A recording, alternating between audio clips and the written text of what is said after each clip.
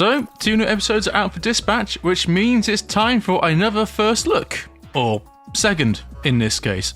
And let me just say, man, they really make you feel like a dick at times. Episodes 3 and 4 are out now for everybody to enjoy, and they kept the momentum going. The dispatches are harder, hacking is more complex and involved, and the gimmicks that you have to deal with are quite unique and fit in well with the theme of the episode. Overall, it's a very comfortable difficulty curve. The first shift in episode 3, for example, kicked my ass. So, like with episodes 1 and 2, let's give them a surface look and see what's new, what it does well, and if there's any areas that I can think can be improved upon. And like with the episode 1 and 2 quick look, there's going to be some visual spoilers. Starting off, episode 3. The main gimmick that is thrown your way is sabotage. Other heroes will try and sabotage others to get ahead. However, they won't sabotage their friends.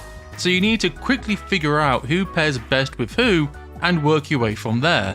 Coupe pairs well with Punch Up, whereas Melova pairs well with Sonar. You need to mix and match and try and figure out what is the best approach. It's a fun way to flesh out these characters. They would have friendships outside of work, so it would make sense as to why they would want to screw over somebody so they and their friends can get the upper hand. And learning this on the fly helps you connect well with Robert. So it's some good storytelling via gameplay. It's not just the dispatching segments that have seen some attention though. Hacking has also gotten more complex. You have these antiviruses that will try and track you down, and if it gets you, you're sent back to the beginning. And some of these segments can get really damn difficult. I struggled a lot with this one near the end, only narrowly being able to pass it with seconds to spare. The hacking segments will make use of these paths that can open and close, meaning you can potentially trap the antiviruses in an area where they just can't get you, but that would require you setting yourself up as bait, watching that timer tick away as you run away from the antiviruses,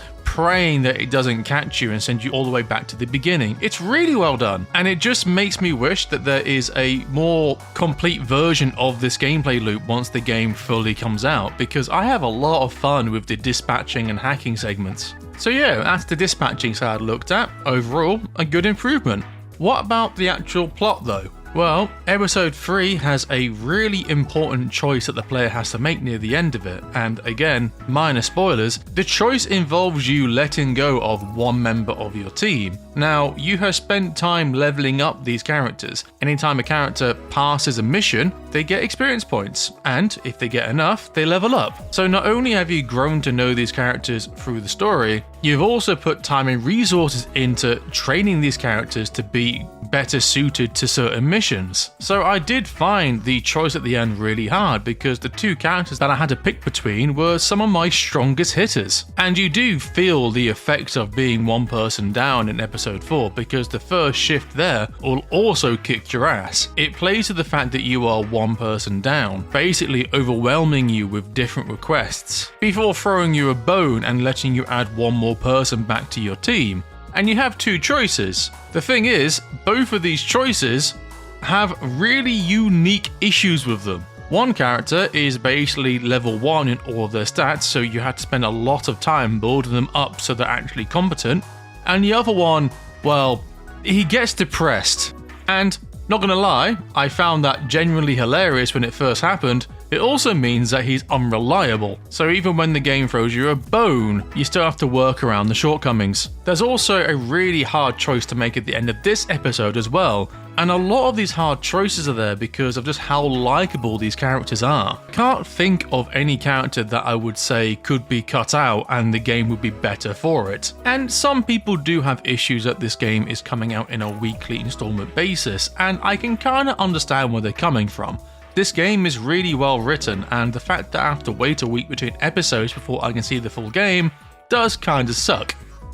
On the flip side though, it's helped keep this game stay relevant, if that makes sense. Rather than just being a game that someone can get through in one day and then talk about it online, the fact that you have to wait a week for the next installment helps keep the conversation going, and it's something that I've kind of missed. Telltale used to do this a lot, back in the day, I remember the wait for the final episode of Tales of Borderlands being exceptionally painful for me because of the fact that I really wanted to see how this story would have ended. On top of this, the segmented release also helps people who live busier lives keep up to date with the game. Don't need to be worried about people spoiling the entire thing for you because you had the audacity to work the day the game came out. But on the other hand, it does also suck paying for a game that is technically not really out yet. But hey, each to their own. Personally, I would have liked it if its episodes were a bit longer. It does feel like the episodes wrap up very quickly, but that could also just be due to the fact that I'm having a lot of fun with the game. So yeah, overall, it's a solid progression from episodes 1 and 2 that came before it.